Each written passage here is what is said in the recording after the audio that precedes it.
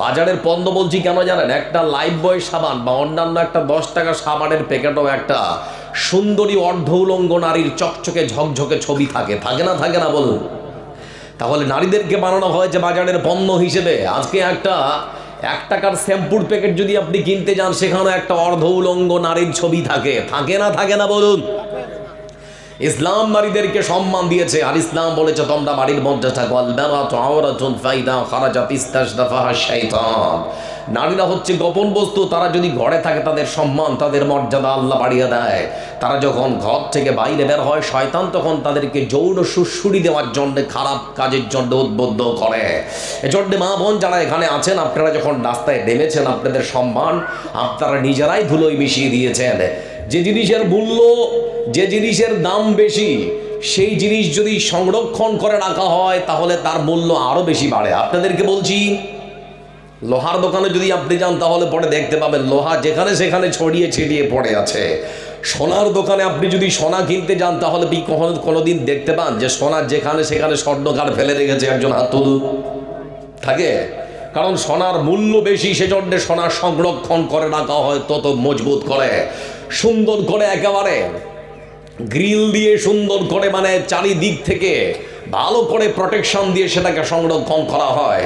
এজন্য মা বোন যারা এখানে বসে আছেন, সোনার থেকে আল্লাহ রাব্বুল আলামিন আপনাকে মূল্যবান করে বানিয়েছে, আর আপনাকে সম্মানের উচ্চ শিখরে পৌঁছে দিয়েছে, কিন্তু আপনারা আপনাদের নিজের সম্মান রক্ষা করতে পারছেন না। দুজন কলা বিক্রেতা বাজারে কলা বিক্রি করতে গেছে। একজন কলা বিক্রেতা কলা বিক্রি করছে স্বাভাবিকভাবে, আরেকজন কলা বিক্রেতা সে মনে করছে মানুষেরা আসবে, কলা নেবে, আর তারা খালি খেয়ে এখান থেকে চলে যাবে টাকা দিয়ে। সেজন্য কলা ছিলকা, তার আঁশ, তার যে চোঁচাটা থাকে সেটাকে ছিঁড়ে সুন্দর করে সাজিয়ে রেখেছে। আচ্ছা বলুন, যে কলার ছিলকা বা চোঁচা সুন্দর করে ছাড়িয়ে রেখেছে তার কলা কেউ কিনবে? হ্যাঁ বলে না, কেউ কিনবে? তার কলা কখনো বিক্রি হতে পারে না।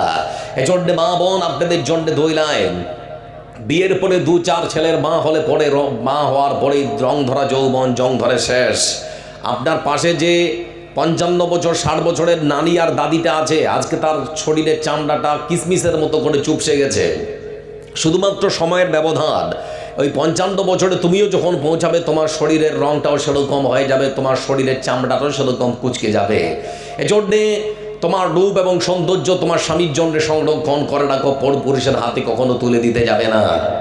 তারপরে বলছিলাম আপনাদেরকে, যারা এখানে বসে আছেন, সরকার আজকে চাচ্ছে মুসলিমদের জনসংখ্যা যেমন করে হোক নিয়ন্ত্রণ করতে হবে, আর আমরাও সরকারের সে সমস্ত চিন্তা ভাবনার সঙ্গে কাঁধে কাঁধ মিলিয়ে চলছি। বলে কেমন করে? সরকার যেখানে সেখানে অ্যাডভার্টাইজ দিচ্ছে, প্রচার, বিভিন্ন টোটো, বিভিন্ন অটোর পেছনে লেখা আছে আমরা 2 আমাদের 1, আছে না নেই? আমরা 2 আমাদের 1, মানে আমরা স্বামী স্ত্রী 2 জন আর আমাদের সন্তান 1 জন, তাহলে সংসার সুখের হবে। এটা তাদের চিন্তা ভাবনা। তারা চিন্তা ভাবনাটাকে কি করে তারা বাস্তবায়িত করছে তার প্রমাণ হিসেবে আমি আপনাদেরকে দেখতে চাচ্ছি বা বলতে চাচ্ছি। আমার সঙ্গে একটু কথা বলবেন। আজ থেকে 20 বছর আগে সিজার এই শব্দটা আপনারা শুনেছিলেন? এখন বর্তমান অহরহ নারীদের পেট কেটে বাচ্চা বের করতে হচ্ছে, হচ্ছে না? হচ্ছে না? আপনার মেয়ের বিয়ে দিয়েছেন, 6 মাস হয়তো হয়েছে, বাচ্চা পেটে এসেছে, জামাইকে আগে থেকেই বলছে কোন নার্সিং হোমে বাচ্চা পেট কেটে বের করা হবে, যত টাকা লাগে আমি দেবো, মেয়ের যেন কোনো কষ্ট না হয়। মা বোন, আপনাদেরকে বলতে চাচ্ছি, মনে কষ্ট নিয়েন না, শব্দটা হয়তো খুবই কঠিন, কিন্তু তারপরও বুঝাবার খাতিরে আপনাদেরকে বলছি। একটা কুকুর আমাদের সমাজে বাচ্চা দেয় 10টা থেকে 12টা থেকে 15টা, তাই তো নাকি? একটা শূকর বাচ্চা দেয় আনুমানিক 20 থেকে 22টা। কোনোদিন তাদের সিজার করার প্রয়োজন হয় না, কারণ তারাও বিশ্বাস করে আমাদের একজন মালিক আছে, তিনি কে? আল্লাহ।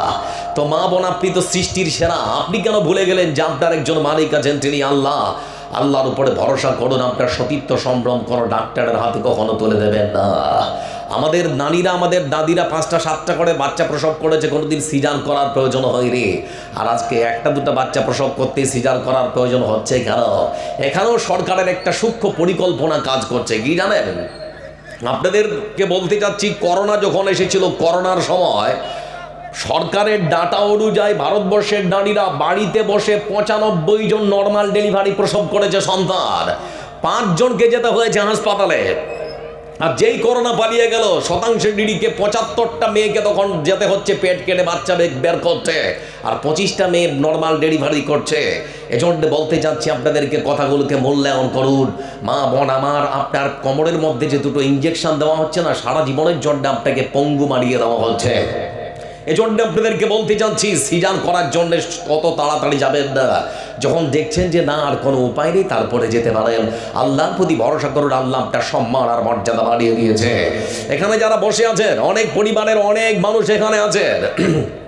আপনাদেরকে বলতে চাচ্ছি, আপনার বাড়িতে মেয়ে আছে মানে আপনার জন্য জান্নাত অপরিহার্য। আপনার বাড়িতে আপনার কন্যা সন্তান আছে মানে জাহান্নামের আগুন আপনার জন্য হারাম। আপনার বাড়িতে আপনার মেয়ে আছে মানে রাসূল সাল্লাল্লাহু আলাইহি সাল্লামের সঙ্গে থাকার সুযোগ জান্নাতে। এজন্যে যারা এখানে বসে আছেন না, আরেকটা কথা বলি, পশ্চিমা বিশ্ব নারীদেরকে বলে হাউস ওয়াইফ। আমরা বাঙালিরা পশ্চিম বাংলার কেউ বলে অর্ধাঙ্গিনী, কেউ বলে জীবন সঙ্গিনী, কেউ বলে আর কিছু। আর ইসলাম মা আপনাদেরকে সম্মানের উচ্চ শিখরে পৌঁছে দিতে গিয়ে বলেছে তোমরা হচ্ছে ঘরের রানী, তোমরা হচ্ছে ঘরের রানী। এজন্য ঘরের রানী শব্দ সমানই জন্য ব্যবহার করা যায় না। রাসূল সাল্লাল্লাহু আলাইহি সাল্লাম তিনি বলেছেন নারীরা হচ্ছে সারা পৃথিবীর সবথেকে মূল্যবান সম্পদ। অতএব মা বোন যারা এখানে বসে আছেন, সামান্য কিছু লাইক, সামান্য কিছু শেয়ার, সামান্য কিছু ভিউ পাওয়ার জন্য আজকের সমাজের যুবতী মেয়েরা তাদের শরীরের গোপন অঙ্গগুলো যুব সমাজের কাছে প্রকাশ করে দিচ্ছে না? আর আজকে তো নতুন ফ্যাশন শুরু হয়েছে, মাতৃত্বের প্রমাণ দেওয়ার জন্য অসংখ্য মা বুকের স্তন বের করে বাচ্চাকে দুধ পান করাচ্ছে। তারা মাতৃত্বের প্রমাণ দিচ্ছে যে আমরা মা হয়েছি। এজন্য বলতে চাচ্ছি মা বোন যারা এখানে আছেন, আপনার শরীরটা খুবই দামি, লুকিয়ে রাখুন, আপনার সম্মান আপনার মর্যাদা আল্লাহ আরো বেশি বাড়িয়ে দেবে। মা বোন যারা আছেন এখানে, আর বিশেষ করে যুবতী বোনদেরকে বলতে চাচ্ছি, তোমরা যদি মনে করো শরীরের গোপন অঙ্গ দেখিয়ে সমাজে সেলিব্রিটি হব, তাহলে তোমাকে বলি কুকুরের থেকে বড় সেলিব্রিটি পৃথিবীর বুকে আর কেউ নেই। কারণ কুকুর জীবনে কোনোদিন কাপড় পরে না, তার গুপ্তাঙ্গ কখনো ঢাকে না, 24 ঘন্টায় খোলা থাকে। এজন্য বিশেষ করে যুবতী বোন সতর্ক সাবধান হও, কখন তোমার কাছে মৃত্যু চলে আসবে তুমি বলতে পারবে না। ইসলাম তোমাকে যে সম্মান আর মর্যাদার উচ্চ শিখরে পৌঁছে দিয়েছে, সেই সম্মান আর মর্যাদা ধরে রাখার চেষ্টা করো। যারা এখানে বসে আছেন, ভূমিকা শেষ, আলোচনা শুরু করবো, একটা আর কথা বলবো। লক্ষ্য করে দেখুন, যারা এখানে বসে আছেন, আজ পর্যন্ত শুনেছেন যে একটা বরখা পড়া মেয়ে রাস্তা ধরে চলছিল আর ওকে টেনে হিঁচড়ে কেউ ধর্ষণ করেছে বা ইভটিজিং করেছে? একজন হাত তুলুন। বলতে পারবেন? কেউ বলতে পারবেন না। কারণ সেই সমস্ত পোশাক যখন তারা পড়েছে, তাদের সতীত্ব সম্ভ্রমের গ্যারান্টি যিনি দিয়েছেন তিনি কে? জোরে বলুন, তিনি কে? আল্লাহ। এজন্য আপনার বাচ্চাটাকে সুন্দর করে ছোট থেকে বড় করে লালন পালন করার চেষ্টা করুন।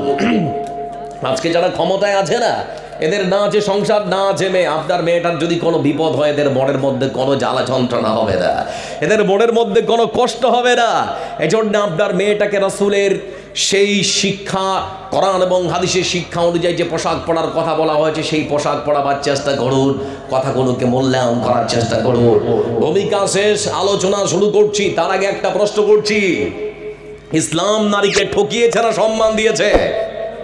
কথা বলুন, ইসলাম নারীকে সম্মান দিয়েছে না ঠকিয়েছে?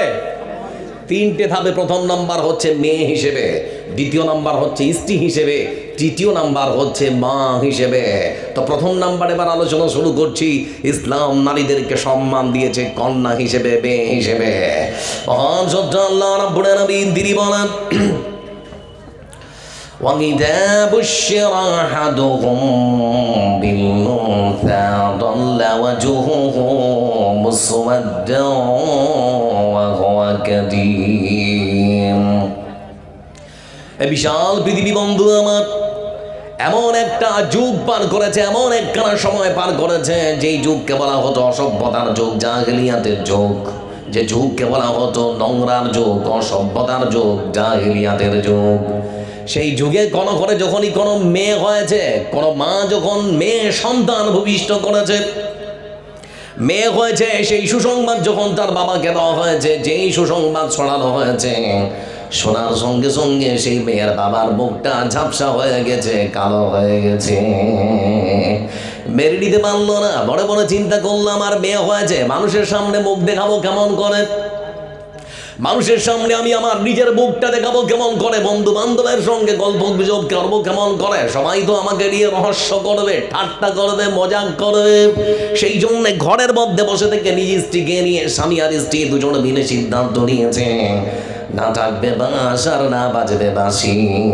এই কন্যা সন্তানকে পৃথিবীর বুকে বাঁচিয়ে রাখা হবে না। নিজ মেয়েকে নিজ বাবা তখন নিজে হাতে গলা টিপে হত্যা করেছেন, তো মাটিতে পুঁতে ফেলেছে।